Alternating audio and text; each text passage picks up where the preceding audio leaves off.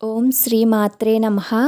మణిద్వీప వర్ణన అనగానే మనకి 32 శ్లోకాలు గుర్తుకొస్తాయి. మనందరికీ చదువుకోవటానికి అలానే సులభంగా అర్థం కావటానికి 32 శ్లోకాలుగా కుదించి రాశారన్నమాట. అసలు మణిద్వీప వర్ణన అనేది 283 శ్లోకాలలో ఉంటాయి. మణిద్వీపం అనేది అమ్మవారి నివాస స్థలము. అయితే ఈ మణిద్వీప వర్ణనను మనం శ్రీదేవి భాగవతం ద్వారా తెలుసుకుంటాము. ఈ దేవి భాగవతంలో ఈ మణిద్వీప వర్ణన గురించి ఎంతో వైభవంగా వర్ణించడం జరిగిందనమాట. ఇందులో ఎన్నో ప్రాకారాలు ఉంటాయి. ఆ ప్రాకారాలన్నింటినీ దాటుకుని చివరిగా మనం చింతామణి గృహానికి వెళ్తాము. అయితే ఈ ప్రాకారాలు అనేవి అయోధాతు నిర్మితం నుండి కాంస్య, తామ్ర, సీస, ఇత్తడి, పంచలోహ, రజత, సౌవర్ణ, పుష్యరాగ, పద్మరాగ, గోమేదిక, వజ్ర, వైడూర్య, ఇంద్రనీల, ముక్తామయ, మరకత, ప్రవాల, నవరత్న ఈ అన్ని ప్రాకారాలను దాటుకుని చింతామణి గృహం వస్తుందన్నమాట. అయితే ఈ ముందు చెప్పిన ప్రతి ప్రాకారంలో కూడా ఎంతో వైభోగం అనేది ఉంటుంది. అలా ఆ ప్రాకారంలో ఉన్న వనం గురించి, అక్కడున్న వనపాలకుల గురించి అంతా కూడా మణిద్వీప వర్ణనలో వివరంగా వివరించారనమాట.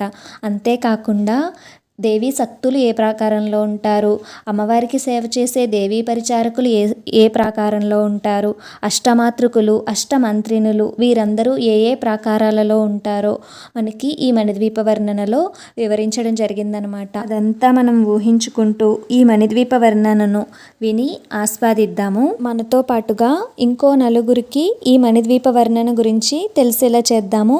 మణిద్వీపం అంటే ఎలా ఉంటుందో ఆ వివరణ అంతా కూడా ఇందులో చెప్పడం జరిగింది. కాబట్టి మనం ఎవరికైతే వినిపించాలి అనుకుంటున్నామో వాళ్ళకి ఈ మణిద్వీపాన్ని, ఈ వర్ణనను షేర్ చేయండి. కొత్తగా ఇల్లు కట్టుకునే వారికి, ఇంకా వాస్తు యజ్ఞంలో ఈ మణిద్వీప వర్ణనను వినినా లేదా చదివినా ఎంతో మంచిదన్నమాట. అక్కడ ఆ ఇంట్లో అమ్మవారు తిష్ట వేసుకుని కూర్చుంటుంది. శ్రీదేవి భాగవతంలోని 12వ స్కందంలో మణిద్వీప వర్ణన గురించి ఈ విధంగా చెప్పబడింది. అత్యంత సుందరము, మహాదేవికి స్థిర నివాసము, హరిహర హిరణ్య గర్భాదులకు కూడా అత్యంత దుర్లభము మణిద్వీప వర్ణనను వినిపిస్తాను, శ్రద్ధగా విను. భువనేశ్వరిని హృదయములో నిలుపుకుని మరీ ఆలకించు అని ఆరంభించాడు వ్యాస మహర్షి.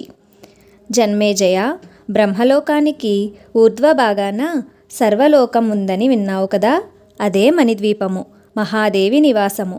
సర్వలోకాల కన్నా సర్వవిధాలా అధికం కనుక దీన్ని సర్వలోకము అన్నారు.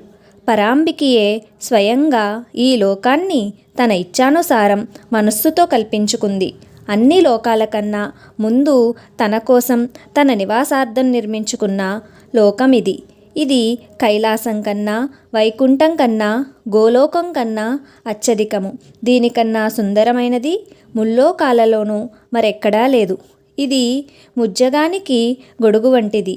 దీని నీడలోనే బ్రహ్మాండాలన్నీ చల్లగా మన్నుతున్నాయి. ఇది భవసంతాపనాశకము. ఈ మణిద్వీపానికి చుట్టూ సుధా సముద్రముంది. అది బహుయోజన విస్తీర్ణము, అత్యంత గంభీరము. గాలి తాకిడికి ఎగిసిపడే తరంగాలు, రత్నాలు దొరికే ఇసుక తిన్నలు, శంఖాలకు, మత్స్యజాతులకు లెక్కలేదు. సంఘర్షించుకుంటున్న తరంగాల నుంచి గాలిలో తేలివస్తున్న నీటి తుంపరులతో మణిద్వీపమంతా ఎప్పుడూ సుఖశీతలంగా ఉంటుంది. రెపరెపలాడుతున్న రంగురంగుల జెండాలతో అటు ఇటు ప్రయాణం చేస్తున్న నావలు కనువిందు చేస్తాయి. దాని ఒడ్డున ఒక మహావృక్షం ఉంది, రత్నద్రుమము. దాని మీదుగా చూస్తే ఉన్నతంగా ఆకాశంలో కనిపిస్తుంది ఒక మహాప్రాకారము, కోటగోడ అన్నమాట.